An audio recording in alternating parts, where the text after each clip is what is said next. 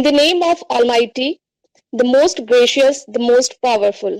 All the praises and thanks be to Almighty, who is the Lord of the Alameen. Rabbi shrah li sadri wa yassir li amri wahlul 'uqdatam min lisani yafqahu qawli. A very warm and graceful good morning to everyone. Well, I, Uzma Khanam, lecturer of psychology from Diet Rampur, welcome you all in today's webinar from the entire fraternity of Diet Rampur. I appreciate your presence to come and join us for today's webinar, which is based on Mission Shakti. Before moving further, I would like to welcome the dignitaries of our program.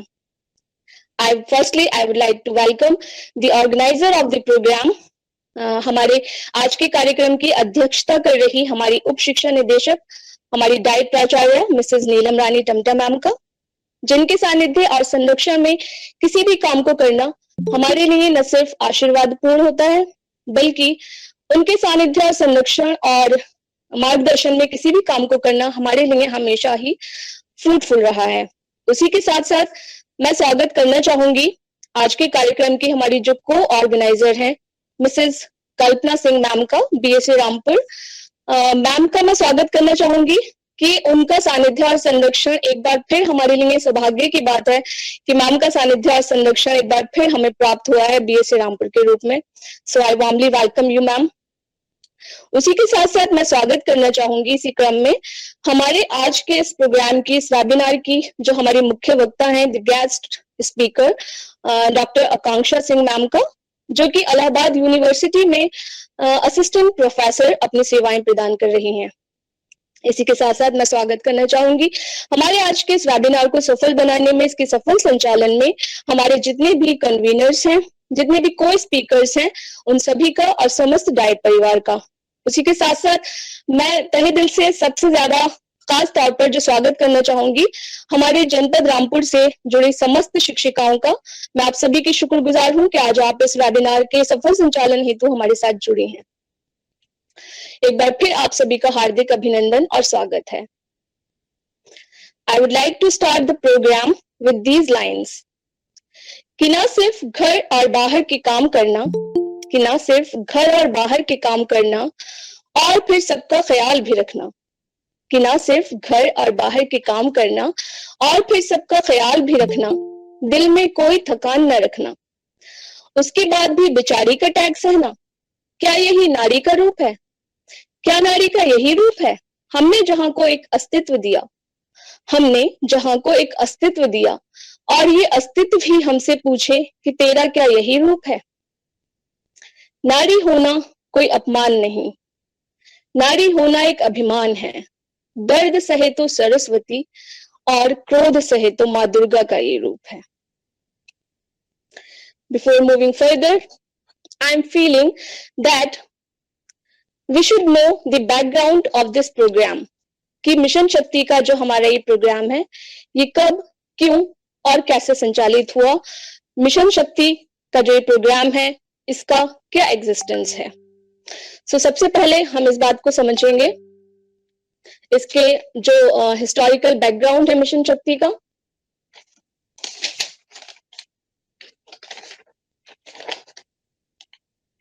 जैसे कि आप सभी जानते हैं that we all of us know that the UP government launched Mission Shakti for the security and safety of women in the state.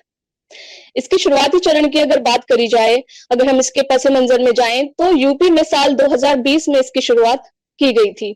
योगी सरकार के जो ये मिशन शक्ति अभियान है, इसका जो मुख्य उद्देश्य है, जो मुख्य एम है, वो महिलाओं की सुरक्षा, सम्मान, स्वावलंबन और सशक्तिकरण को तैयार कर एक ऐसे स्वस्थ समाज को तैयार करना है जिसमें महिलाओं के लिए सक्रिय नियम और कानून तैयार किए जा सकें। क्योंकि अगर इसके तारीखी पस मंजर में हम जाएं तो कुछ दिल दहलाने वाली घटनाएं, जैसे कि उत्तर प्रदेश में हाथरस और बलरामपुर में घटित हुई बलात्कार की घटनाओं पर जो महिला सुरक्षा और संरक्षा पर उठे सवालों को लेकर 17 अक्टूबर 2020 को इस मिशन शक्ति अभियान की शुरुआत की गई। So I would like to say that in today's webinar, the topic which we are going to discuss, which is because it is very sensitive topic, because it is related to the safety and security of women. in today's era. In today's webinar, the topic which we are going to discuss the policy document. जैसे कि मैं कहना चाहूँ आपको, as we all are familiar that now we are in the phase 3 of mission शक्ति. आज हम mission शक्ति के phase 3 में हैं. 2020 में इसकी शुरुआत 17 अक्टूबर को, जैसे मैंने बताया, 2020 में हुई थी, और आज हम मिशन शक्ति के phase 3 में हैं. So this policy document of phase 3 has been released on August 4, 2021 by our respected Director General of School Education, Mrs. Anamika Singh ma'am.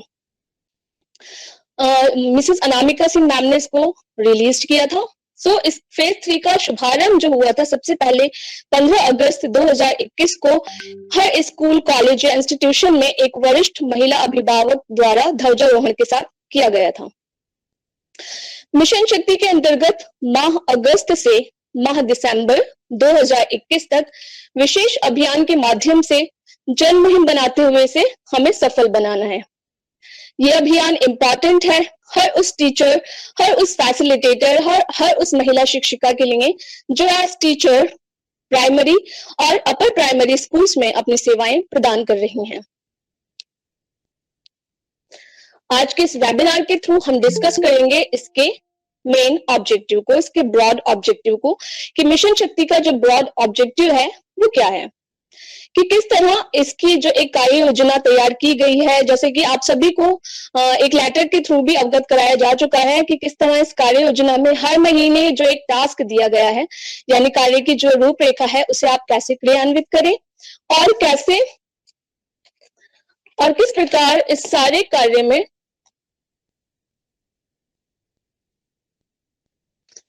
बालिकाओं, महिलाओं और शिक्षिकाओं को सम्मिलित करते हुए, इन सभी के सहयोग से समुदाय को भी सम्मिलित करते हुए इस विशेष अभियान को जन जन तक आपको पहुंचाना है.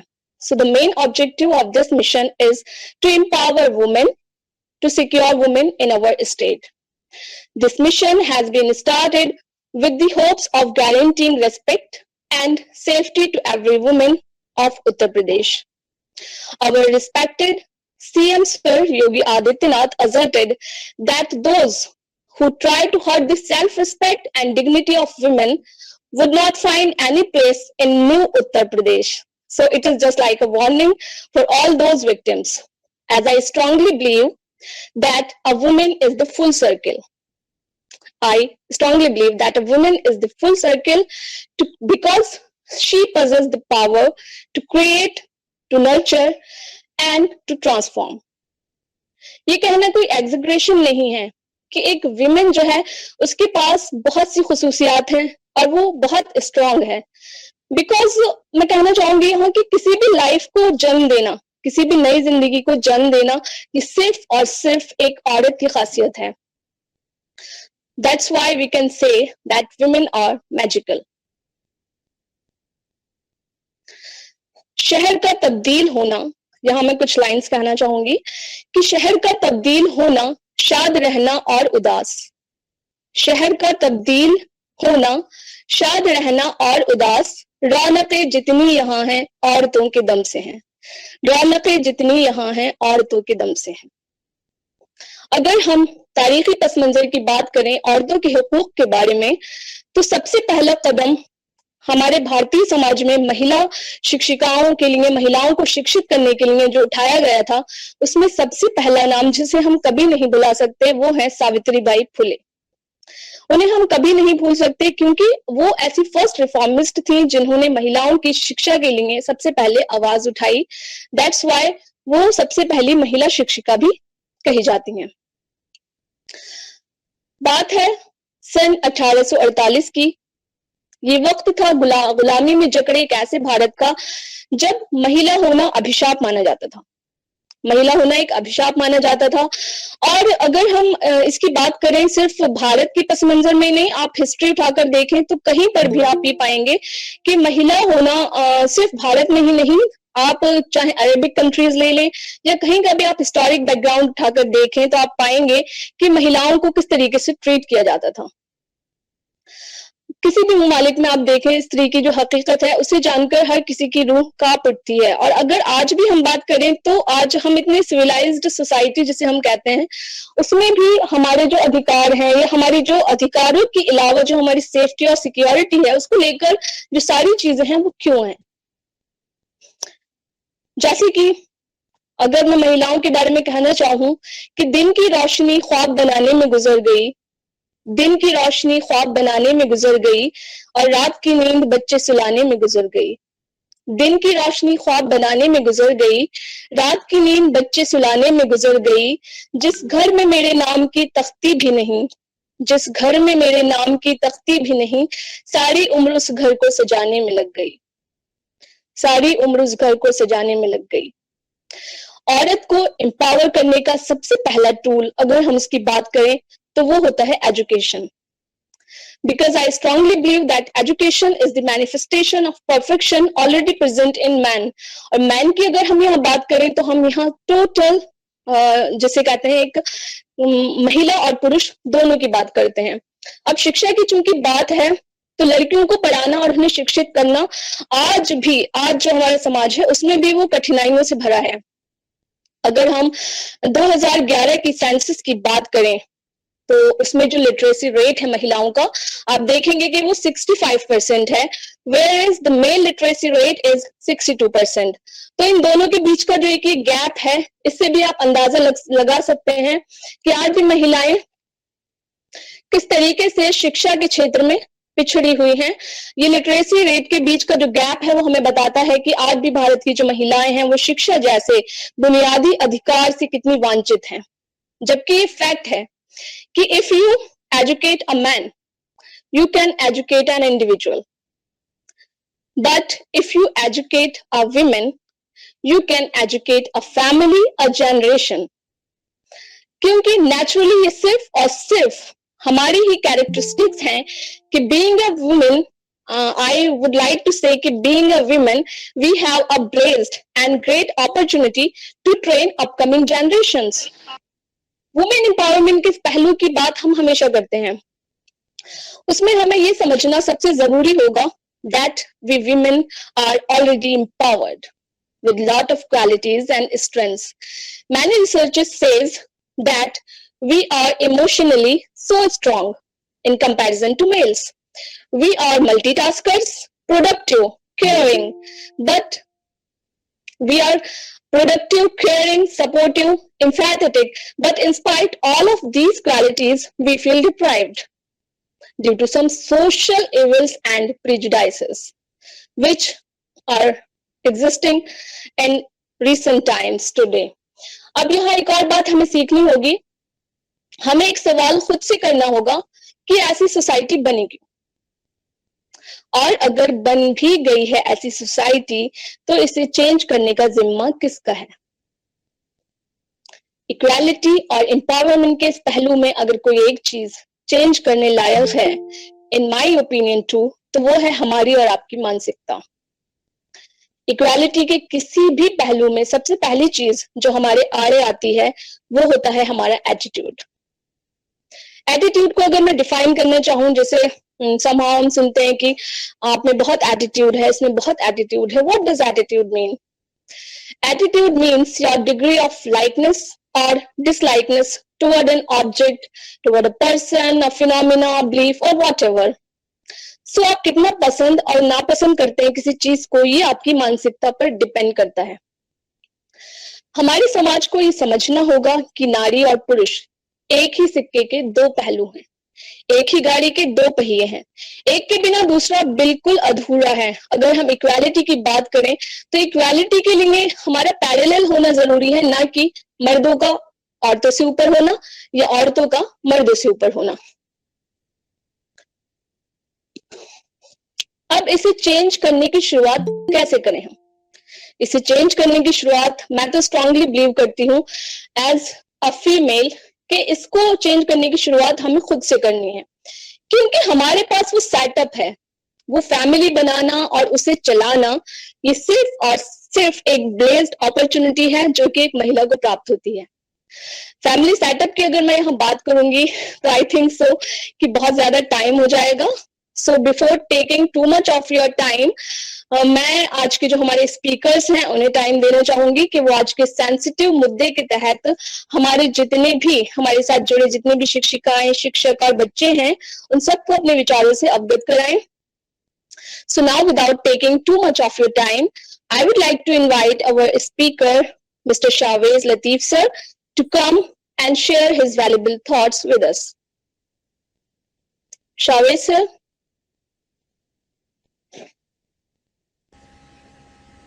Hello everyone, I am Shahwez Latif.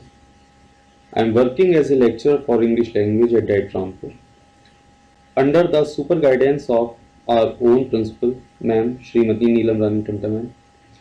Today, I am gonna let you know all my views and outlook on the topic role of language, violent manhood and power of love.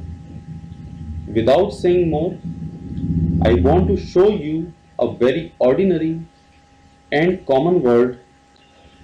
By this, we will come to know how language works in our day-to-day life. The word is Sunday. जी, जो हमारा word है वो है Sunday, जिसका मतलब होता है रविवार या इतवार. Now I am asking you all that the word Sunday has equal meaning for men and women. What will be your answer? Your answer will get there because the word Sunday has a different meaning for men and has a different meaning for women. पुरुष की जिंदगी में तो Sunday का मतलब हो जाता है आराम, काम से फुर्सत और रेस्ट, जबकि महिला की जिंदगी में तो अगर आप ध्यान से देखें तो कोई संडे होता ही नहीं है. उनको तो 7 डेज वर्किंग होते हैं, 24/7 वो लोग एक्टिव रहते हैं. तो मैं कह सकता हूँ कि संडे का जो मीनिंग है वो औरत और मर्द दोनों के लिए अलग अलग होता है. Now we will going to learn about phallogocentrism. Phallogocentrism का मतलब होता है how power and language are correlate each other, how reciprocate each other and how this term affect our life. We have an example of a very known book that is Renan Martin.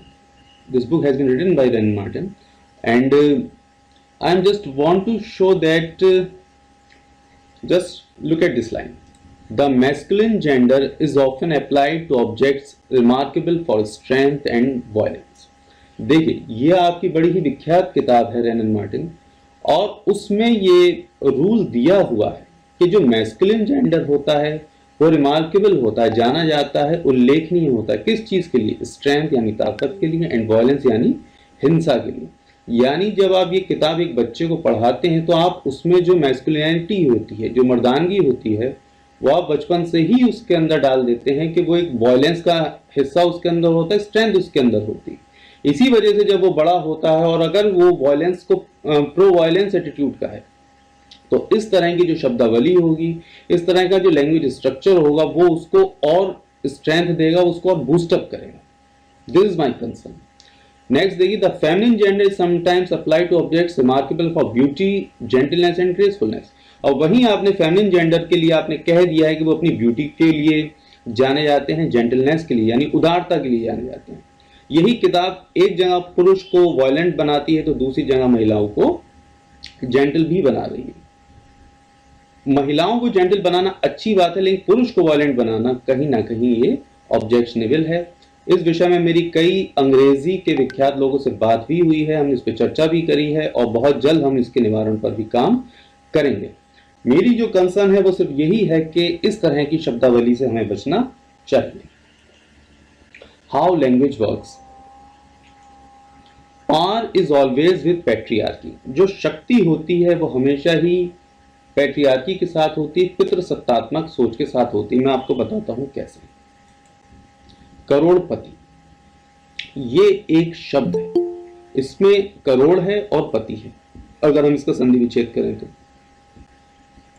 पति का मतलब होता है ownership, और जिसके पास 1 करोड़ रुपया होता है हम उसको करोड़पति मान लेते हैं। तो पति का मतलब क्या हो गया? ओनरशिप, यानी एक मालिकाना हक। अगर किसी के पास 1 करोड़ रुपए हैं तो वो करोड़पति है, स्वामी है उस चीज का।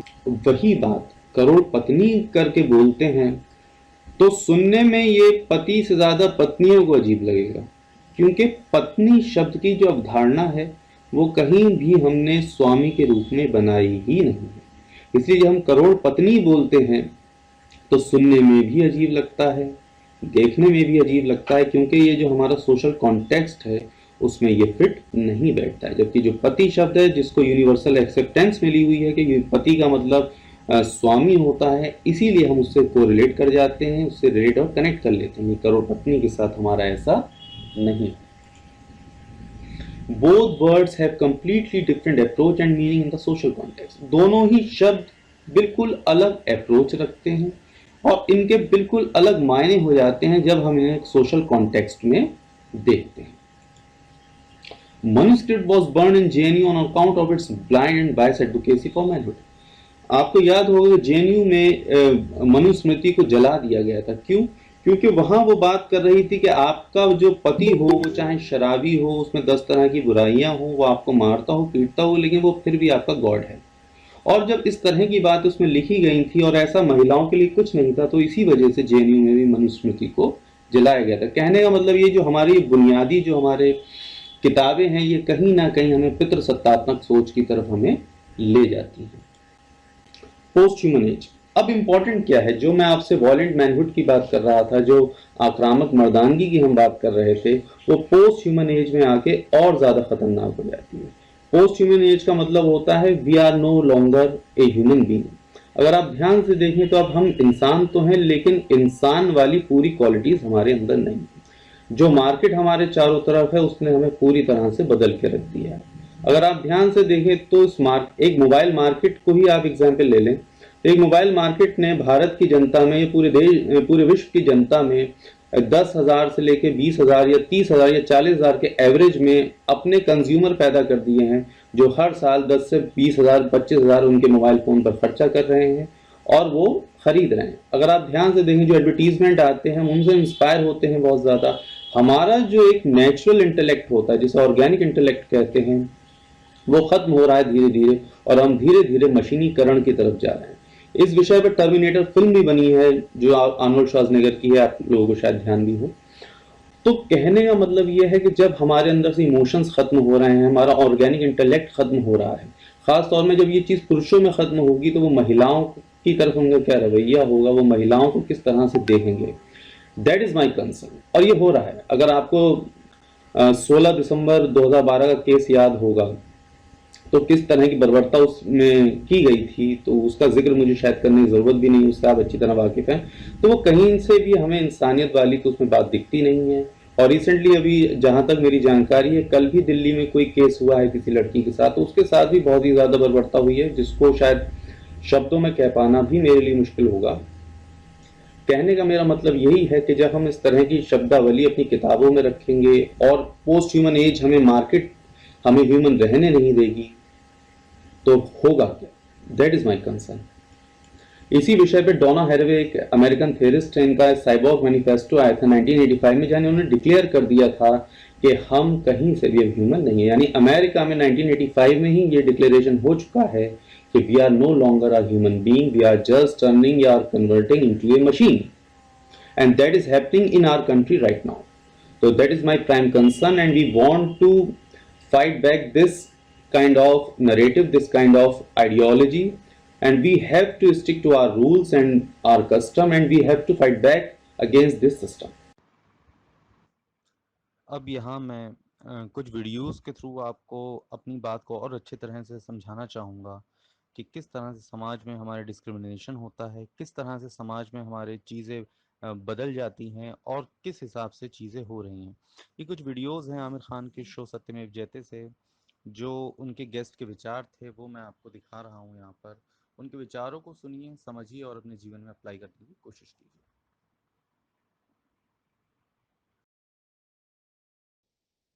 डेफिनेटली उसको पुलिस में मारूंगी, कंप्लेंट करेंगी। Definitely definitely. लेकिन अनफॉर्चुनेटली ये मैसेज लोगों में उल्टा जा रहा है। उनको लगता है हमारी फिल्मों की वजह से कि लड़कियों को ये ही पसंद है, बदतमीजी पसंद है। मैं एक्चुअली सबको कहना चाहती हूँ कि फिल्मों में और रियल लाइफ में बहुत अंतर है। अगर मैं खुद एक छोटे शहर से आती हूँ जहाँ पर एक आइडलाइजेशन होता है कि अगर आमिर ने एक पिक्चर में ऐसा किया या शाहरुख ने ऐसा किया तो मैं करूँगा तो लड़की इंप्रेस हो जाएगी। क्योंकि जब लड़की ने पिक्चर देखी थी तो उसको बहुत मजा आया था, तो अगर अब मैं रियल लाइफ में करूँगा वो तो डेफिनेटली इंप्रेस होगी। तो मैं भी एक छोटे शहर में हूँ जहाँ पे मैं साइकिल पे स्कूल जाती थी जी। और लड़के साइकिल पे मेरा पीछा करते थे। अच्छा। लड़कों का यही बर्ताव होता था, आना, गाने गाना, फूल फेंकना, मेरी स्कर्ट पे कमेंट करना, ये बोलना कि तुम्हारी सॉक्स तो बड़ी छोटी हैं, तुम्हारी टांगे दिख रही हैं। इतनी ह्यूमिलिएटिंग चीजें होती थी हमारे साथ। बुरा लगता था बहुत ज्यादा। मतलब जब तक आप स्कूल पहुंचते थे जो सिर्फ 10 मिनट दूर था, आपको ऐसा लगता था जैसे शायद बलात्कार जैसी चीज हुई है। इतनी सीरियस, आपको इतनी ज्यादा ह्यूमिलिएशन होती थी। मैं कई बार रोते हुए पहुंची हूँ स्कूल। मुझे याद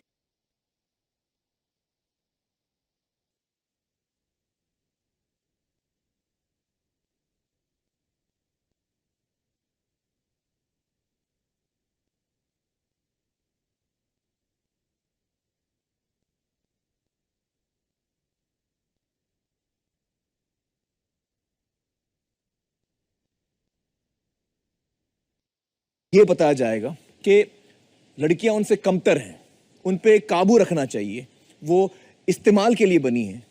तो औरत और मर्द के बीच में रिश्ते कैसे अच्छे हो सकते हैं? और इस सोच की वजह से आज हम समाज में इतने घिनौने जुर्म औरतों के खिलाफ देखते हैं। महिलाओं को दूसरे दर्जे का इंसान समझने की सीख लिए हुए पुरुष महिलाओं पर मनमर्जी करना अपना हक समझते हैं। इस मनमर्जी का एक घिनौना रूप एसिड अटैक्स के रूप में आए दिन देखने को मिलता है। इन हमलों के पीछे अक्सर एक तरफा प्यार होता है और दूसरे इंसान से ना न सुन पाने की बुज़दिली। स्टॉप एसिड अटैक्स नाम की संस्था से जुड़े आलोक और लक्ष्मी मर्दों की इस किस्म की कायरता के खिलाफ एक लंबे समय से काम कर रहे हैं और इससे जूझ रही महिलाओं की जिंदगी फिर से संवारने के काम में जुटे हैं।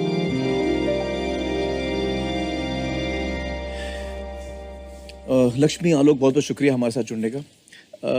लक्ष्मी, ये जो दर्दनाक हादसा हुआ आपकी ज़िंदगी में, इसके बारे में क्या आप हमें कुछ बताना चाहेंगी? बिल्कुल।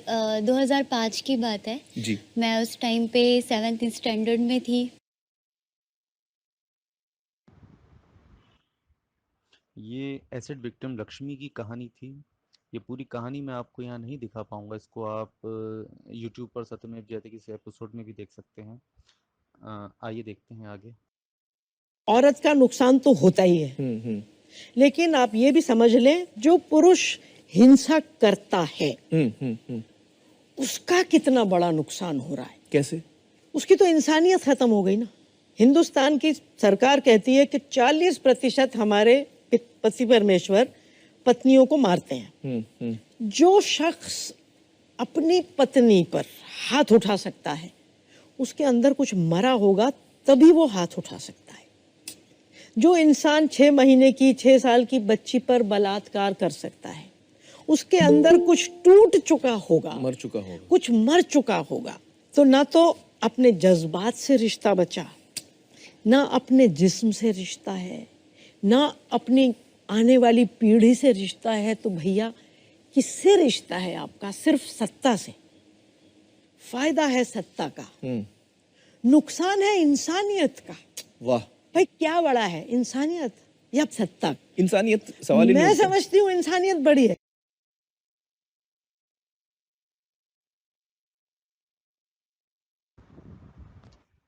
यहाँ जो बड़ा संदेश दिया गया है वो संदेश दिया गया है इंसानियत का। इंसानियत से बड़ा कोई धर्म नहीं है और इसी पर हम सबको अमल करना चाहिए। धन्यवाद।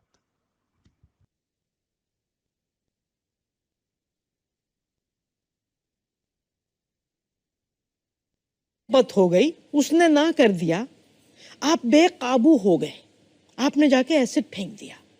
आज आपने सुना रैगिंग में एक दूसरे को मार रहे हैं, मोटरसाइकिल जरा सी छू गई, तो उनके बच्चे को ख़त्म कर दिया।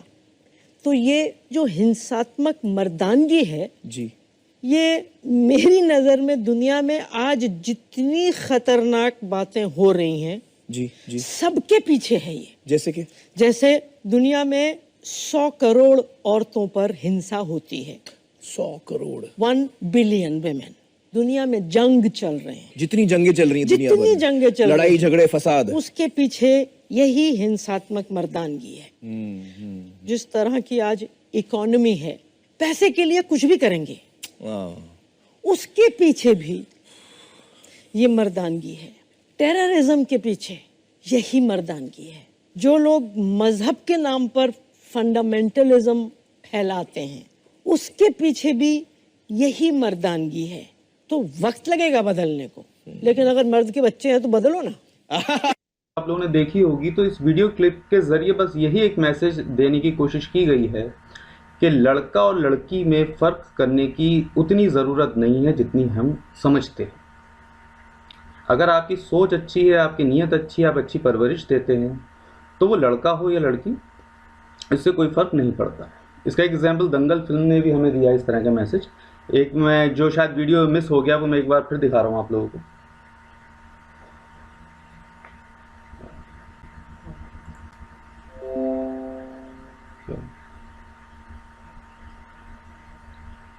कौन सी बात हो गई, उसने ना कर दिया, आप बेकाबू हो गए, आपने जाके एसिड फेंक दिया। आज आपने सुना रैगिंग में एक दूसरे को मार रहे हैं, मोटरसाइकिल जरा सी छू गई तो उनके बच्चे को खत्म कर दिया।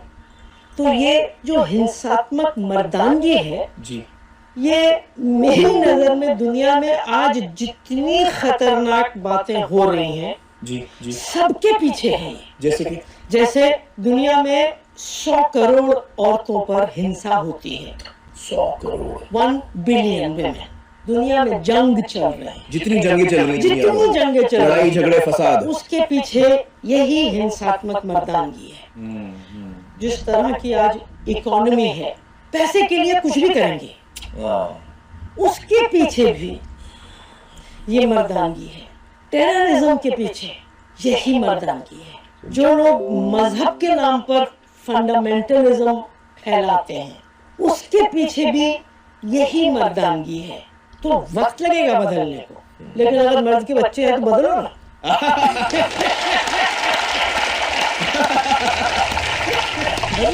क्या बात कमल जी,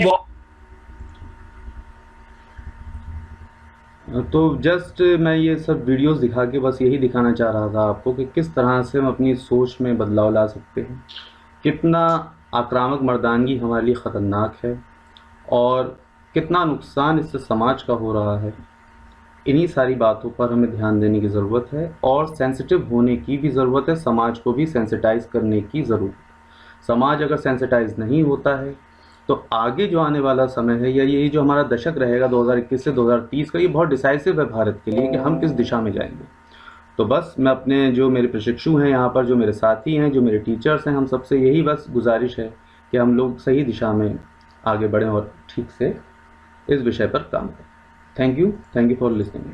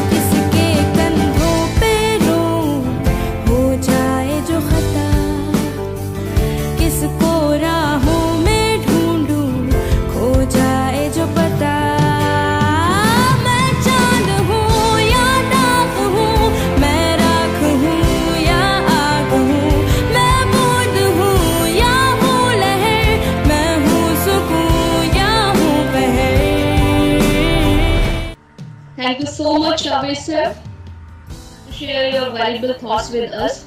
जैसे कि मैं आपको सुन रही थी तो यहाँ पर मैं एक बात जिसको आपने emphasize किया वो थी violent manhood, जिस पर कि हमने आपकी बहुत सी वीडियोस देखी और सुना आपको। तो मैं तो टोटली डिसएग्री करती हूँ कि ये जो मर्दानगी वाला कॉन्सेप्ट है, I don't say it is मर्दानगी in actual, because I will say here that I think a man of quality respects women's equality in each and every phase of life. और जैसे कि जो वीडियो आपने दिखाई तो इसमें जैसे कि मैंने पहले भी कहा कि जिम्मेदार कौन है।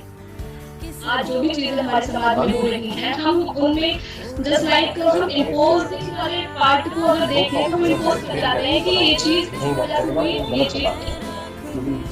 बट अगर इन एक्चुअल देखा जाए चीजों को, जहाँ तक मुझे लगता है जब से ये मीडिया का एक्सपोजर ज्यादा हुआ है, जिस तरीके से मीडिया में जो चीजें जैसे कि आपने दिखाया एक वीडियो में परिणीति चोपड़ा वीडियो में कह रही है कि जो फिल्मों में दिखाया जाता है कि लड़की का नो मीन्स यस होता है या इस टाइप की वीडियोस, ये तो एक जनरल बॉलीवुड की वीडियोस हैं।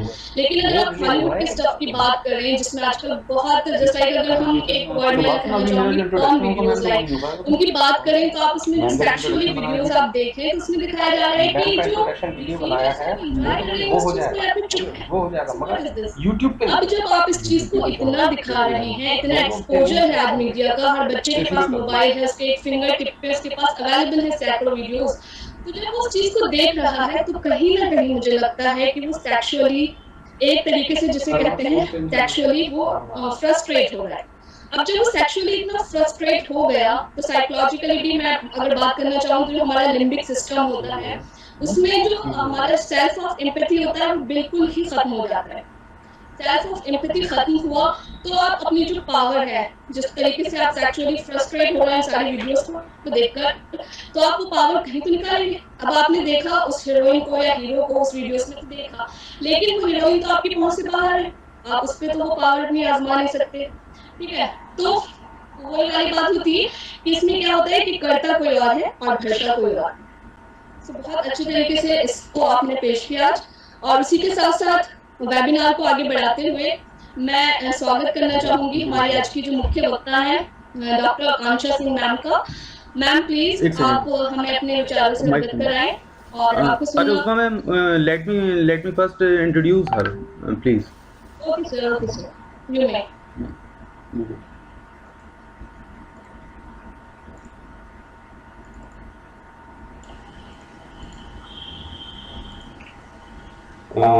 It is really a big fortune for me that I get a chance to introduce to you all the most versatile facilitator in the realm of education.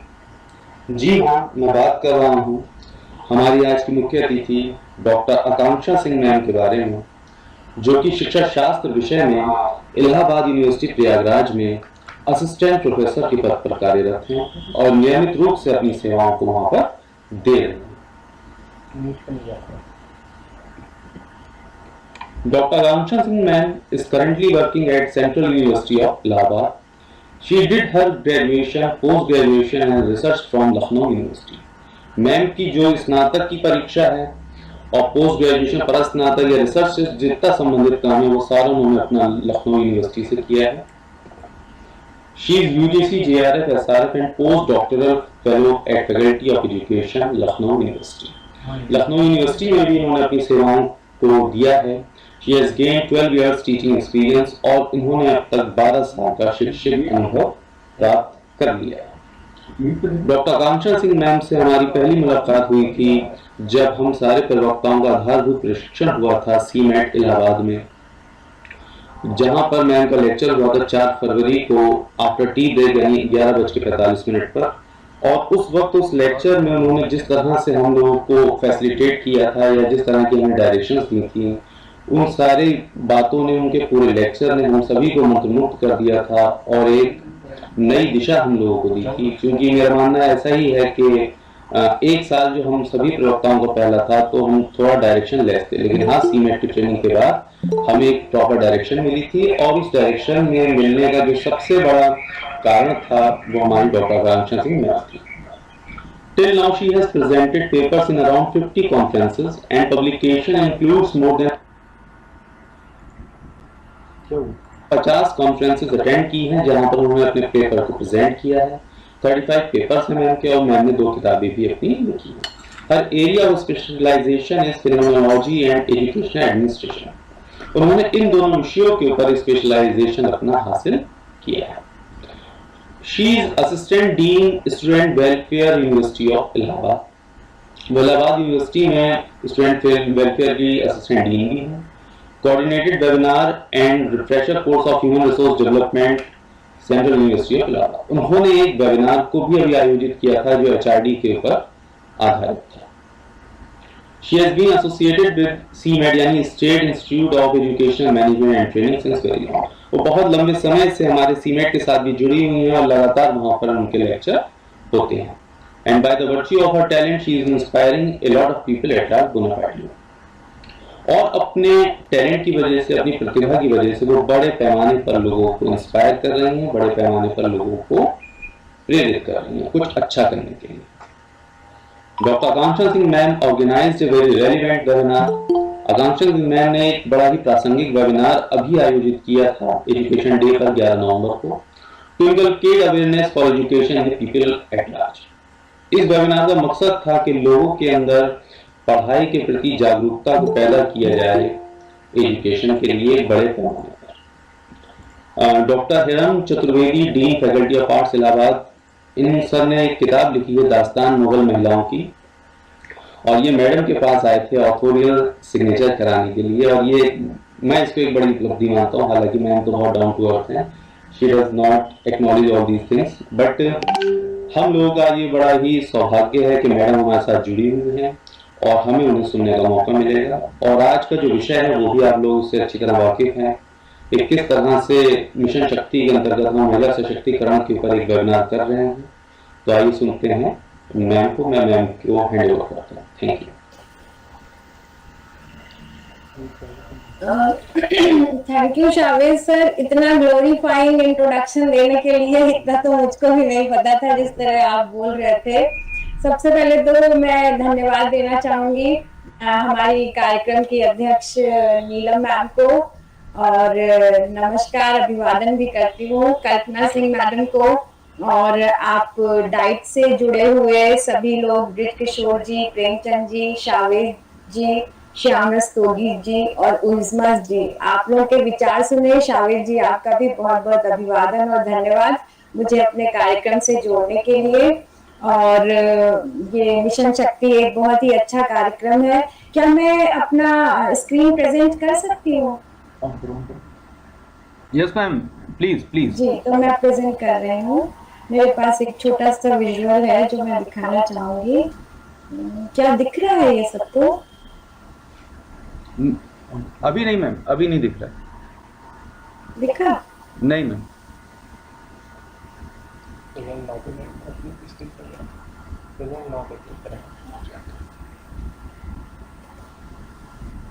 Ji ji ma'am, अब आ रहा है। जी जी, तो मैं इसी context में बात कर रही हूँ। मैंने आप सबके विचार सुने और मुझे बहुत अच्छा लगा कि हम कितना अवेयर हैं और इस समय क्या हो रहा है समाज में, हमें इसको समझना जरूरी है।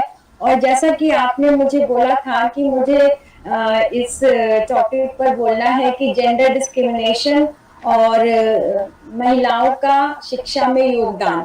तो सच बात है कि आप लोगों ने अलग अलग पॉइंट उठाए कि एक जो मानसिकता है उसको बदलने की बात, थोड़ी सी बात आपने करिकुलम में किस तरह की चीजें हैं उस पर ध्यान आकर्षित किया, और वह भी आपने टॉक को 3 सेगमेंट में बांटना चाहती हूँ। पहला तो हम थोड़ा सा जेंडर डिस्क्रिमिनेशन पर बात करेंगे, दूसरा हम महिलाओं के शिक्षा में योगदान की बात करेंगे, और तीसरा जो है किस प्रकार हम करिकुलम पर ध्यान दे सकते हैं, कक्षा में ध्यान दे सकते हैं, उस पर बात करेंगे।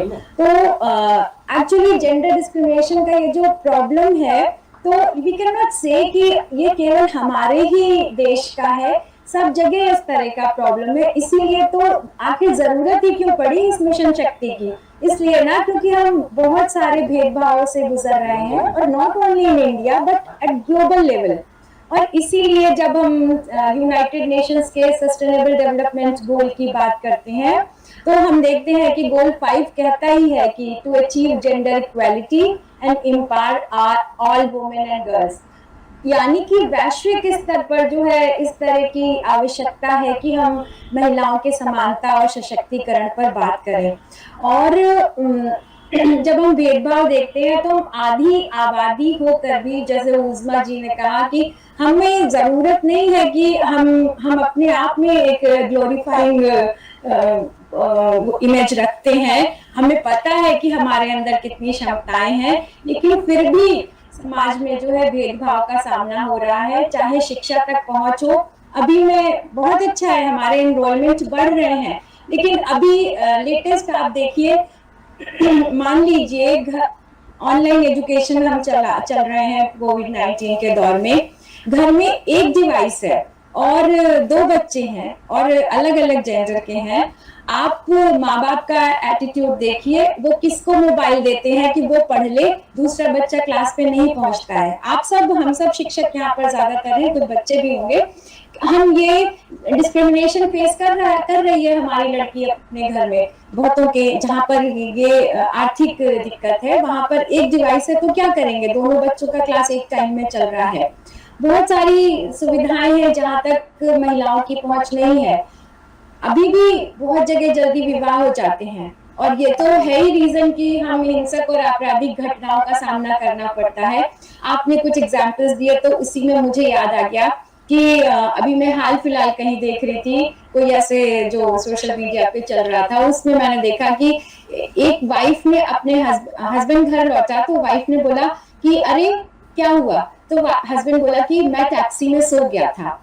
वाइफ तुरंत सोचने लगी केवल कि क्या मैं ऐसा कर सकती हूँ। We are not safe, we can not feel safe कि हम पब्लिक व्हीकल में आराम से सोते हुए घर पहुंच जाएंगे। हम हमेशा कॉन्शियस रहते हैं। वो क्यों रहते हैं? क्योंकि हमें लगता है कि हम सेफ नहीं है। तो ये मिशन शक्ति के प्रोग्राम और हमारे जो आसपास लोग हैं वो अगर हमें ये सिक्योरिटी दे, हमें पता हो कि हम कभी भी कहीं भी बिना किसी डर के निकल सकते हैं, तो वो सच में एक अचीवमेंट होगा। और वही हम चाहते हैं इन सारे अभियानों के थ्रू, इन सारी जागरूकताओं के थ्रू, कि महिलाओं के ऊपर आपराधिक घटनाएं ना हो। हम शिक्षा और स्वास्थ्य तक तो पहुंच बना देंगे, लेकिन ये अपराध को रोकने के लिए हमें बहुत प्रयास करने पड़ेंगे। और दूसरा, ये जो हमारी मानसिकता है ये भी भेदभाव का कारण बनती है।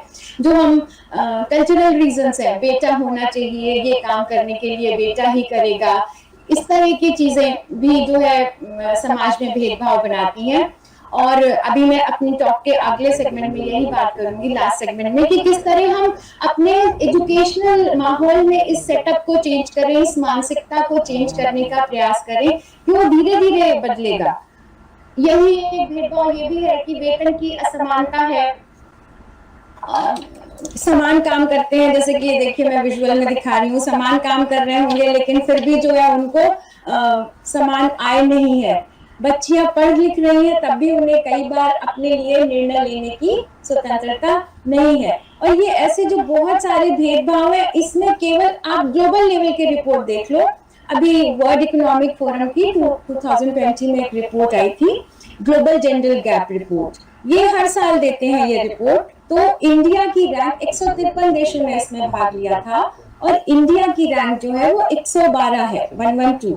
और इसमें जो है 4 सेगमेंट पर ये बात देखते हैं कि वो देश कहाँ पर स्टैंड कर रहा है। तो आर्थिक सहभागिता में हमारा देश 149 पे स्टैंड कर रहा है। एजुकेशनल अटेनमेंट पे, शैक्षिक उपलब्धि पे 112 पे है। और स्वास्थ्य सेवाओं की पहुंच पर तो हम 150 पे हैं। और पॉलिटिकल एम्पावरमेंट पे 18 पे है, राजनीतिक सशक्तिकरण पे। और ये इस वहां पर चौंकाने वाले तथ्य इस रिपोर्ट ने कहे कि ऐसा भी किसी देश में हो सकता है कि राजनीतिक सशक्तिकरण की रैंकिंग अच्छी है और आर्थिक सहभागिता की रैंकिंग कम अच्छी है। और ऐसा इसलिए भी है कि आप इसके पीछे रीजन देखिए तो हमारे ये जो पंचायती राज सिस्टम की वजह से ये हमारा राजनीतिक एम्पावरमेंट तो अच्छा है हमारे देश में महिलाओं का। तो ये ग्लोबल लेवल पर ये बात हो रही है और होती रहती है। और ये बात है कि अगर हम इसी स्पीड से बढ़ते रहेंगे तो हमें अभी 100 वर्ष लगेंगे कि हम इक्वालिटी पर पहुंच पाए। तो ये तो मैंने अपने टॉक के पहले बात जो मैं कहना चाह रही थी कि we all are facing gender discrimination, लेकिन शिक्षा में महिलाओं के योगदान की जब हम बात करते हैं तो जैसा कि अभी उज़मा जी ने बोला कि हम फर्स्ट टीचर, कल टीचर्स डे भी है, तो सावित्रीबाई फुले ने और भी बहुत सारे ऐसे महिलाएं हुई जिन्होंने योगदान किया, जैसे फातिमा शेख, ताराबाई शिंदे, इन सब का नाम भी आता है। Those who were standing along with Savitribai Phule for the education, उन्होंने उनका हमेशा साथ दिया। और रमाबाई रानडे का भी नाम हम जानते हैं, उन्होंने भी बहुत सोशल रिफॉर्म के लिए काम किया, सेवा सदन की स्थापना की पूना में, और दूसरे स्टेट्स में भी ऐसी वुमेन थी जिन्होंने काम किया। लेकिन मैं यहाँ पर एम्फसाइज करना चाहती हूँ, उन लोगों ने काम किया, उसकी वजह से ही हम इतने आगे हैं। आज हमारे देश में, विश्व में महिलाओं की स्थिति बदल रही है। But here I want to emphasise on these 4 things कि हम में से किसी भी महिला का कोई भी योगदान जो है वो कहीं से कम नहीं है, चाहे वो परिवार में हो, चाहे विद्यालय में हो, चाहे समुदाय में हो और चाहे समाज में हो। इसको हम एक एक करके देखते हैं। जैसे कि all women here you consider, जो भी परिवार में, जैसे कि उज़मा ने भी बात की थी, हम जब माँ की भूमिका अदा कर रहे होते हैं, हमारा वो पूरा सर्वस्व हमारे लिए वो होता है, हमारे बच्चे हमारे लिए बहुत महत्व रखते हैं और हम एक एजुकेटर ही होते हैं। बीइंग अ वर्किंग वुमेन और बीइंग अ होम मेकर, हम तब एक एजुकेटर की तरह ही परिवार में काम कर रहे होते हैं।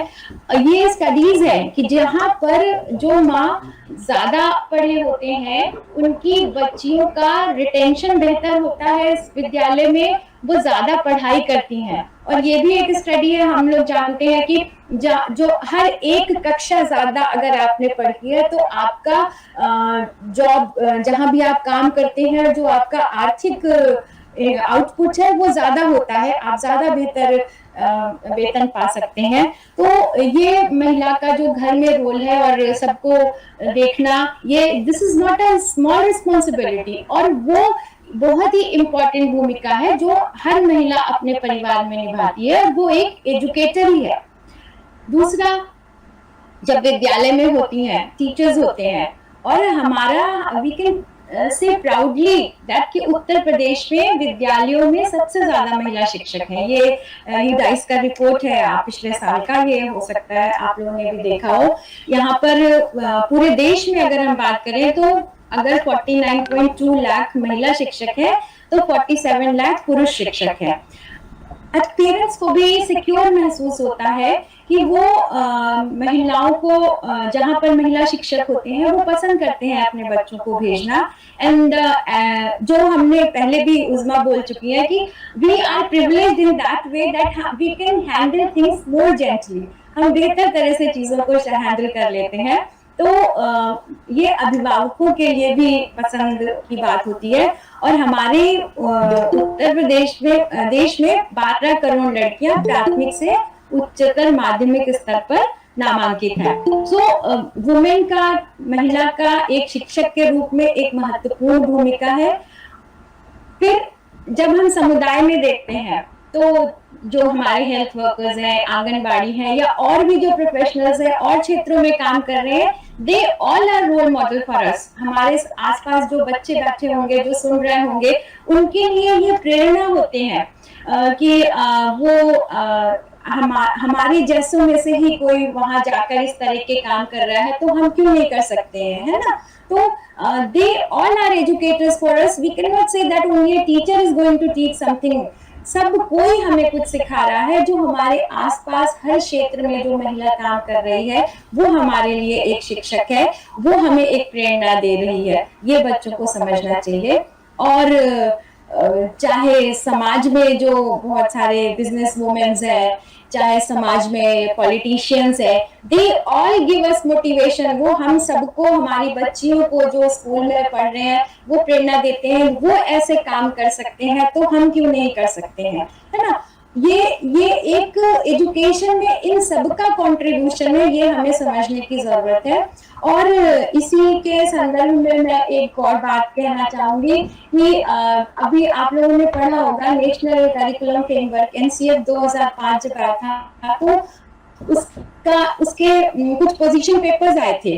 तो उस पोजीशन पेपर में एक फ्रेंच में कक्षा 9 के बच्चे की कहानी थी, कविता थी, और उसमें उसने कहा हुआ था कि जब मैं पहले अपनी किताबें पढ़ के समझती थी कि डॉक्टर केवल लड़के होते हैं, लेकिन जब मैं सच में क्लिनिक में गई तो मैंने जाना कि डॉक्टर लड़कियां भी होती हैं। मैं पहले समझती थी कि किसान केवल लड़के होते हैं, और जब मैं खेतों में गई तो मैंने जाना कि अरे बहुत सारी महिलाएं भी, लड़कियां भी खेतों में काम करती हैं। तो कई बार हमारी पुस्तकें जो है वो नहीं शो कर रही होती है जो उन्हें शो करना चाहिए, जो उन्हें क्लियर पिक्चर देनी चाहिए। तो ये तीसरी बात जो मैं, क्योंकि हमारे साथ बहुत सारे हम शिक्षक भी हैं और शावेज जी ने भी इस बात को ध्यान देना चाहिए कि हम क्या भाषा बोल रहे हैं, किस तरह से सेंसिटाइज करें हम कि किस रेफरेंस में बात की जा रही है। हम शुरू से अगर ये मानसिकता लेकर चलेंगे, चाहे एज अ पेरेंट हो, चाहे एज अ टीचर हो क्लासरूम में, हम एज अ पेरेंट लड़कों को रोना नहीं चाहिए, अरे लड़के हो के रो रहे हो, अरे बेटा तुम किचन में मत जाओ। इस तरह का अगर हम एज अ पेरेंट ये डिस्क्रिमिनेशन कर रहे होंगे, लड़की को खाना सिखाएंगे, लड़के को क्यों नहीं सिखाएंगे रोटी बनाना। लड़का बड़े होकर बहुत प्राइड से कहता है मैं सब्जी बना लूंगा लेकिन रोटी नहीं बना पाऊंगा, वाई। ये चीजें हमें शुरू से ध्यान रखने की है। जो हम अपने जो रियरिंग कर रहे हैं, जो हम अपने घर में ध्यान दे रहे हैं, उन चीजों का जो हम मीडिया को ब्लेम कर रहे हैं, हम देखिए कितना हम प्रमोट करते हैं जब पॉजिटिव एड आता है। ये अभी एड आपने दिखाया जो लड़कियों को की तारीफ कर रहे हैं, डिस्क्रिमिनेशन की को हटा रहे हैं। तो ये सारी चीजें, ये छोटे छोटे एड हम अप्रिशिएट करते हैं, एडवर्टाइजमेंट को जब अप्रिशिएट कर रहे हैं, तो we need to take care of कि हम जब इसका यूज कर रहे हैं, आप क्लास में है, आप अभी मैंने कहीं पर एक मैं एग्जाम दे रही थी और मैंने वहां देखा बीएड का था कि उन्होंने लड़कियों को केवल कहा था कि झबला और कपड़े बनाकर फाइल में लगाओ, और लड़कों को ऐसा कोई असाइनमेंट नहीं दिया था। क्यों ये भेदभाव किया? ये भेदभाव नहीं होना चाहिए ना। हम खुद एज अ टीचर हम अरे वो लड़का है वो ऐसा करेगा, वो लड़की है वो ऐसा करेगी, ये जो भेदभाव हम कर रहे होते हैं, दैट एज अ टीचर हम मानसिकता बनाने में बहुत काम योगदान दे रहे होते हैं। तो हमें इसको ध्यान रखना चाहिए। लैंग्वेजेस कैसी हम क्लास में प्रयोग कर रहे हैं, किस तरह हम उनको बिठा रहे हैं। कई बार हम टास्क भी ऐसे दे देते हैं कि लड़की ये टास्क करेगी, लड़का ये टास्क करेगी। वाई? हम हमेशा हम हर बच्चे को मोटिवेट करें कि ड्राइविंग तो सबको आनी चाहिए, कि बाहर जाने का काम है लड़के को दे देंगे, स्कूल में करने का काम है लड़की को दे देंगे। ये सब चीजों का हमें ध्यान रखना चाहिए, कोई भेदभाव नहीं करना चाहिए। हमें ऐसे रूल्स बनाने चाहिए क्लास में, सिटिंग प्लान्स पर ध्यान रखना चाहिए, ग्रुप वर्क देने चाहिए, सबको समानता से ट्रीट करेंगे। अगर हम क्लासरूम से, प्राइमरी कक्षा से इस तरह का भेदभाव करना दूर कर देंगे, अध्यापक और करिकुलम पे जहां पर भी हमारा ध्यान जा रहा है कि यहाँ पर कुछ जेंडर डिस्क्रिमिनेशन हो रहा है, जैसे जो आपने कहा हिज हर का यूज की जगह देयर का यूज करें, इस तरह की चीजों का हम ध्यान रखें। चेयरमैन चेयरपर्सन कहें, इस तरह के हम बहुत सारे शब्द यूज कर रहे होते हैं जो अब हमें लगता है कि वो ऑब्सलीट है, क्योंकि हमारे उन पोजीशंस पर महिलाएं भी उसी तरह बैठ रही हैं। तो इन चीजों का ध्यान रखेंगे अगर हम, तो जेंडर और सोशल कॉन्टेक्स्ट में ध्यान रखते हुए तो शायद हम बेहतर इक्वालिटी की तरफ तो बढ़ ही रहे हैं, और तटस्थ रूप से हम दोनों को देख पाएंगे, अंतर नहीं करेंगे, उनको लिंग के आधार पर अगर अपमानित या परेशान नहीं करेंगे। कई बार हम मजाक में ही कह देते हैं अच्छा तुम म्यूजिक करो, ऐसे कह देते हैं, क्यों लड़के म्यूजिक नहीं करते हैं क्या? तो ये सारी चीजों का हम अगर ध्यान रखेंगे, बच्चे ध्यान रखें, टीचर्स ध्यान रखें, और हम इस रिस्पॉन्सिबिलिटी को लेकर आगे बढ़े, तो शायद हम एक बेहतर समाज की तरफ अग्रसर हो सकते हैं।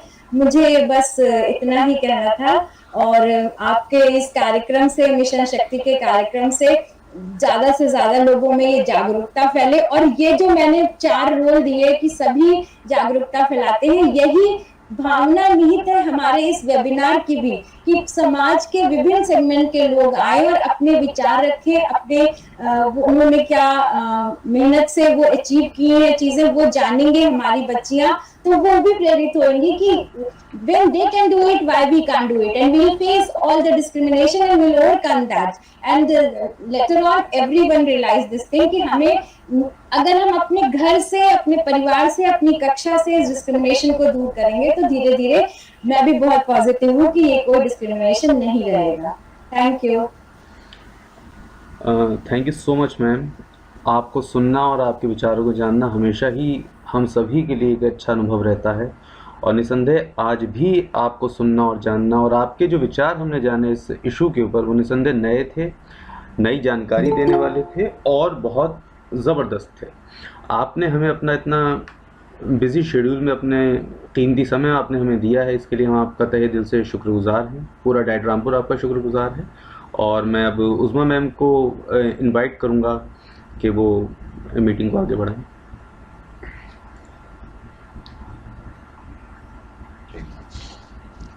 Thank you so much, sir. I would like to pay my special thanks to Dr. Akanksha Singh ma'am कि मैम आपने बहुत ही अच्छे वे में हमारे सारे व्यूवर्स को मोटिवेट किया और इंस्पायर किया उन्हें कि किस तरीके से हम जेंडर डिस्क्रिमिनेशन को पीछे छोड़ते हुए जो जेंडर रोल सेटअप है हमारी फैमिली में, हमारी सोसाइटी में, उसको पीछे छोड़ते हुए किस तरीके से एक अच्छे और सिविलाइज्ड समाज की संकल्पना को पेश करें जिसमें सबको एक रूपता हो, न कि कोई ऐसे जेंडर रोल्स हो कहीं पर भी किसी भी सोसाइटी या स्कूल में, जो आपने बहुत प्रैक्टिकल जेंडर एग्जांपल्स के थ्रू हमें समझाया। आई होप सो कि these all will very beneficial for all of our viewers।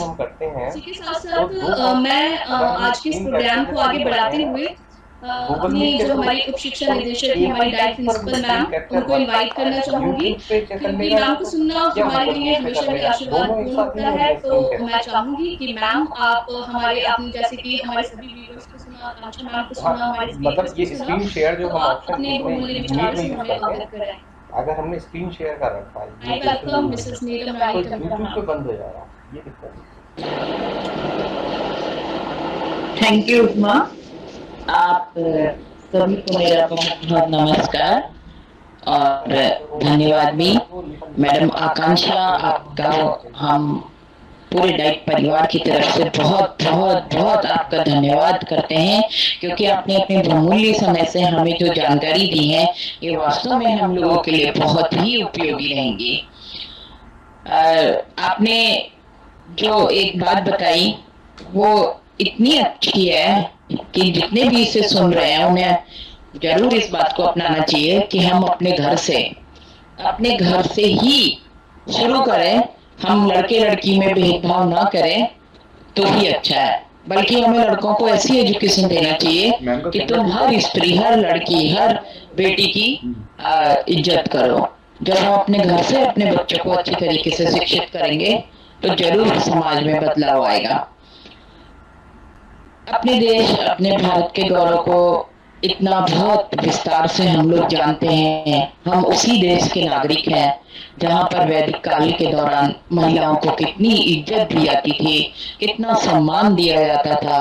Gargi, Apala, घोषा, मैत्रेय हमारे आदर्श रहे हैं, लेकिन उत्तर वैदिक काल में आते आते स्त्रियों की स्थिति कुछ नाजुक हो गई और उस नाजुक स्थिति को फिर से संभालने के लिए हमारे साथ हमारी जो हम इन्हें गुरु माँ भी कह सकें, अगर कह सकें तो बहुत ही अच्छा होगा, सावित्रीबाई फूले जी, जिन्होंने फिर से महिलाओं को उनकी शक्ति को जगाने के लिए अपना एक नया प्रयास किया कि आप सबसे पहले शिक्षित हो, क्योंकि शिक्षा राष्ट्र निर्माण की आधारशिला है, समाज के निर्माण की आधारशिला है। और ऐसी स्थिति में यदि महिलाएं अशिक्षित हों तो आप सोच लीजिए कि आधी आबादी की लोग वो अशिक्षित रहे, उन्हें कुछ पता ना हो, तो उस देश, उस समाज का क्या भला होगा।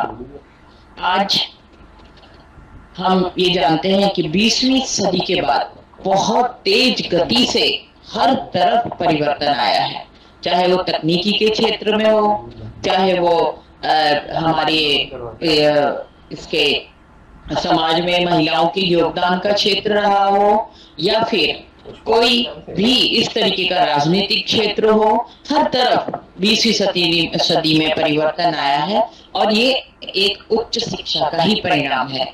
आज वर्तमान समय में हमारी लड़कियां, हमारे बच्चियां, कोई जगह ऐसी नहीं है जहां पर नहीं है। ये इस समय, इस सदी की 20वीं सदी के परिवर्तन के बाद ही संभव हुआ है। वो क्यों हुआ है? क्योंकि इस समय हमारे देश में शिक्षा बहुत मायने रखी गई, जिसकी नींव रखी सावित्रीबाई फुले ने, और हम शिक्षित हुए, हमने अपने को पहचाना कि हम कितने शक्तिशाली हैं। आज कोई क्षेत्र ऐसा नहीं है, चाहे वो पॉलिटिक्स का हो। देखिए हमारी इतने कठिन समय में हमारे देश की बागडोर हमारी निर्मला सीतारमण मैडम के पास है। इससे पहले कितनी महिलाएं हमारी राजनीति में हैं, ये सर्वविदित है। डॉक्टर हैं, इंजीनियर हैं और पायलट हैं। आर्मी का क्षेत्र हो, चाहे खेल का मैदान हो, ओलंपिक में भी पहला मेडल हमारी महिलाएं ही लाई थी। ये हमारी सोच का असर है। ये तो पहलू है हमारा एक ऐसा जो बहुत हमको दिखाता है कि हम कितने सशक्त हैं। लेकिन एक पहलू ऐसा है जहां निर्भया कांड हो रहे हैं। अभी परसों जावेद जी भी एक बता रहे थे, दिल्ली का कांड हुआ है। और इस तरीके के कांड जब हम लोग देखते हैं तो कहीं ना कहीं गार्जियन के मन में, हमारे मन में, समाज के मन में महिलाओं के लिए एक डर पैदा हो जाता है। उनके जो कहना चाहिए, उनके तरक्की में ये सब चीजें बाधा पैदा करती हैं। और इस तरीके की बातों के लिए हम सब जिम्मेदार हैं। मैं इसे मानती हूँ कि हम लोगों को हम एक धारणा बनाते हैं कि नारी तुम केवल श्रद्धा हो, विश्वास रजत नग पग तल में, ये पीयूष स्रोत सी बहा करो जीवन के सुंदर समतल में। कवि जयशंकर प्रसाद की लिखी हुई ये पंक्तियां जो है, देवी को नारी को देवी स्वरूप प्रदान तो करती हैं, लेकिन उसको कहीं ना कहीं निर्बल भी बना देती हैं। एक जो हमारा फिजिकल स्ट्रक्चर होता है महिलाओं का, वो भी हमें कमजोर बनाता है। लेकिन इन सारी बातों को अलग हटके हमें कुछ चीजें बेसिक एजुकेशन में जोड़नी पड़ेंगी। जैसे कि हम ये देखते हैं, जूडो है, कराटे हैं, अपने को बचाने के लिए कुछ छोटे मोटे क्रियाकलाप भी हमारे साथ होने चाहिए, ताकि हम इस तरीके की जो वर्तमान में घटनाएं हो रही हैं उनसे निपटने के लिए हर लड़की तैयार हो। और अपने घर में हमको लड़कों को, पुरुषों को यह एजुकेशन उनको जरूर देनी है कि महिलाओं को, बेटियों को, नारी को सम्मान से देखो, उनको सम्मानजनक स्थान पर पहुंचाने का कर्तव्य हम सभी शिक्षित महिलाओं का है। कि महिलाओं के साथ दुरुपयोग जब महिलाओं के साथ जब इस तरीके की घटना होती है, निर्भया कांड जैसी, या अभी हाथरस का कांड हुआ था, तो अंदर से आत्मा जो कहते हैं ना, रूह कांपना, इस तरीके की जब बातें हो जाती हैं, एसिड अटैक होता है, ये बहुत ही दर्दनाक है। जिनके साथ ये होता है, अगर हम उनके स्थान पर अपने को रख के देखें तो तब ज्यादा हमें महसूस होगा कि ये कितनी खतरनाक बातें हैं। इस समय महिला सशक्तिकरण तो हो रहा है, हम देख रहे हैं चारों तरफ है महिला, कोई क्षेत्र ऐसा नहीं है। अभी हमारी आकांक्षा मैडम ने भी बताया था कि हमारी शिक्षिकाएं जो है वो भी पुरुषों से अधिक 49 लाख के करीब पूरे उत्तर प्रदेश में है। हर जगह पे आ गए हैं महिलाएं। IAS का एग्जाम है, उसे टॉप कर रही है। अच्छी वकील है जिन्होंने निर्भया का केस लड़ा था, कुशवाहा मैडम, वो कितनी सशक्त महिला है। सशक्त महिलाओं के भी हमारे सामने उदाहरण है, बहुत अच्छे हैं। लेकिन फिर भी जो निर्भया जैसे कांड हो जाते हैं तो हम कमजोर पड़ जाते हैं। इस समय हर जगह पे हमको सम्मान मिल रहा है, ये हम मानते हैं। लेकिन जो इस तरीके के हमारे बलात्कार के कांड हैं, ऐसी अटैक के कांड हैं, इनको बचाने के लिए हमें कानून व्यवस्था में थोड़ा सा परिवर्तन लाना होगा। कानून को मजबूत बनाने के लिए आवाज उठानी होगी। देखते ही गोली मारने के आदेश हों, इनके लिए बहुत ज्यादा साक्ष्य इकट्ठा करने की जरूरत ना पड़े, इस तरीके का कानून बन जाए तो ये बहुत ही अच्छी बात होगी। क्योंकि साक्ष्य देते देते और कचहरी में लड़ते लड़ते आदमी जो है कमजोर पड़ जाता है, उसको सपोर्ट करने वाले भी कमजोर पड़ जाते हैं। कितने सालों बाद वहाँ पे निर्णय होता है। तो इस तरीके के कांड में अगर तुरंत हमारी न्याय व्यवस्था इतनी सक्रिय, इतनी तेज तरीके से हो जाए कि देखते ही बलात्कार करने वाले को सरेआम दंड दिया जाए, या उन लोगों के साथ जो ऐसी अटैक करते हैं उनको तुरंत ही दंड की व्यवस्था हो, तो और हमारी महिलाएं आगे बढ़ेंगी। क्योंकि माता पिता के अंदर भी इस तरीके की बातें सुनने के बाद एक नेचुरली आ जाता है कि हमें बच्चे को ज्यादा प्रोटेक्टिव रखना है, बच्ची की जान हमारे लिए बेटे से ज्यादा सुरक्षित रखनी है। इसलिए थोड़ा सा मन में ये विचार आ जाता है कि रात को बाहर नहीं जाएगी, घर से बाहर जा रही है तो साथ में कोई हो। इस तरीके की बातों को हटाने के लिए जरूरी है कि न्याय व्यवस्था में थोड़ा सा परिवर्तन करने के लिए भी हमें मुहिम उठानी चाहिए। और वैसे मैं आप सभी लोगों का, जो भी अभी उस्मा भी बोली, आकांक्षा मैडम भी बोली हैं, ये सब लोग, हम लोग भी नारी हैं और हम, मेरे को बहुत गर्व होता है जब मैं कहीं पर भी किसी स्त्री को बहुत अच्छे से बोलते हुए देखती हूँ। आप लोगों ने बहुत अच्छे और बहुत ही सुंदर विचार यहाँ पर रखे हैं, जिसका अनुसरण हमें करना चाहिए। विथ ये एग्जाम्पल आप लोगों ने यहाँ पे अपनी बात रखी। और मैं आखिरी में यही कहूंगी कि एक स्वस्थ समाज की रचना के लिए, राष्ट्र निर्माण में महिलाओं के पूर्ण योगदान के लिए, उनकी नैसर्गिक क्षमताओं को के पूर्ण उपयोग के लिए हमें इस व्यवस्था में परिवर्तन लाना होगा। हमारी सिर्फ न्याय व्यवस्था ही अब हमें और मजबूत बना सकती है। ऐसा नहीं है कि वो कमजोर है, लेकिन हमारे साथ देने वाला थोड़ा सा लंबा टाइम इसमें न्याय मिलने में हो जाता है। अगर ये न्याय बहुत जल्दी मिल जाए तो बहुत जल्दी ये बलात्कार वाले कांड जो है खत्म हो जाएंगे। और आज की स्थिति जो है, थोड़ा सा डर, वो भी हमारी महिलाओं के अंदर से खत्म हो जाएगा।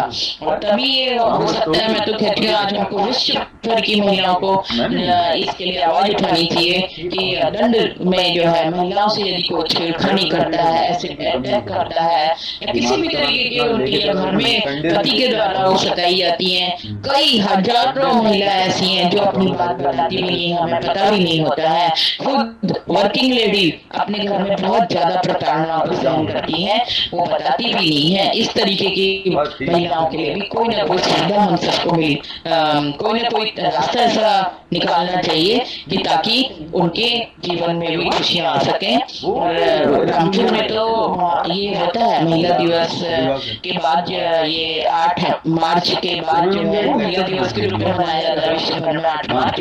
उसके बाद पिछले साल देखा था कि हर ब्लॉक में जाकर के हमको यहाँ के जिलाधिकारी ने महिला मजिस्ट्रेट के रूप में हर ब्लॉक में भेजा था, और हमें प्रयास करा था कि गांव की महिलाओं के साथ आप लोग सभा करें, बैठें, उनके घर में क्या परेशानी आ रही है बताओ, उन्हें 1080 से और इन सारे 1080 उनका नंबर है, हेल्पलाइन नंबर, इससे उन्हें अवगत कराओ। और ये जो हमारा रोमियो स्कॉट होता है स्कूल के बाहर, बच्चियों को उनकी जानकारी दो।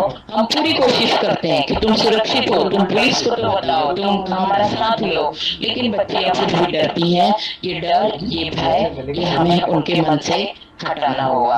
और सिर्फ यही कारण है कि रोज कुछ दिन बाद हम भूल जाते हैं, फांसी भी हो जाती है लोगों को, लेकिन फिर एक कोई ऐसा कांड हो जाता है कि फिर हमें पता चलने लग जाता है कि वास्तव में हम अभी थोड़ा सा कमजोर हैं, हमारी बच्चियां कमजोर हैं। ऐसा नहीं होना चाहिए।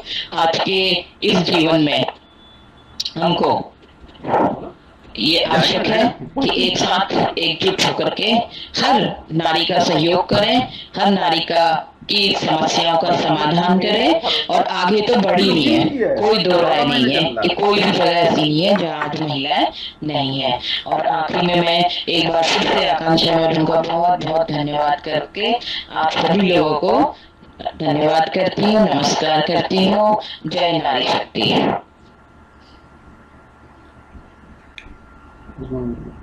Thank you so much ma'am. आपके विचारों से अवगत होना हमारे लिए बहुत ही फ्रूटफुल रहा। जैसे कि आपने प्रैक्टिकल लेवल पर बात की कि सिर्फ कहने से नहीं बल्कि हमारी जो कानून व्यवस्था है उसमें आमूलचूल परिवर्तन होने चाहिए। ऐसा ना हो कि डेट पर डेट जो मिलती है हमें तारीफी वाली कि आज विक्टिम या कुछ भी क्राइम हुआ तो उसमें मतलब जो न्याय मिलना होता है वो एक बहुत ही पेन टेकिंग प्रोसेस होता है।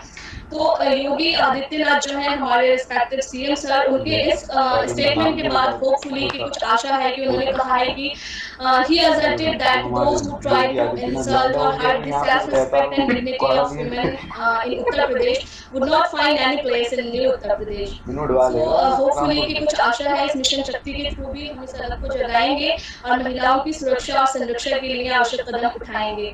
Now I would like to conclude the program, and before concluding this event, I would like to say some words. I would like to say some things here for all the sisters who are watching us today. Number one is that life is itself is a generated struggle. It has to be tough, and no matter what you do and what belief system you are doing it has to be tough. Anyway, it likes an ocean, जिसमें different frequencies की waves हैं। कभी जिंदगी हमें आसानियों की तरफ ले आती है और कभी मुश्किलों की तरफ ले आती है।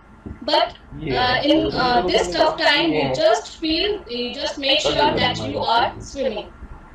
You are swimming, and the second thing I would like to say that being a girl, being a female, its essence is so pure and so beautiful.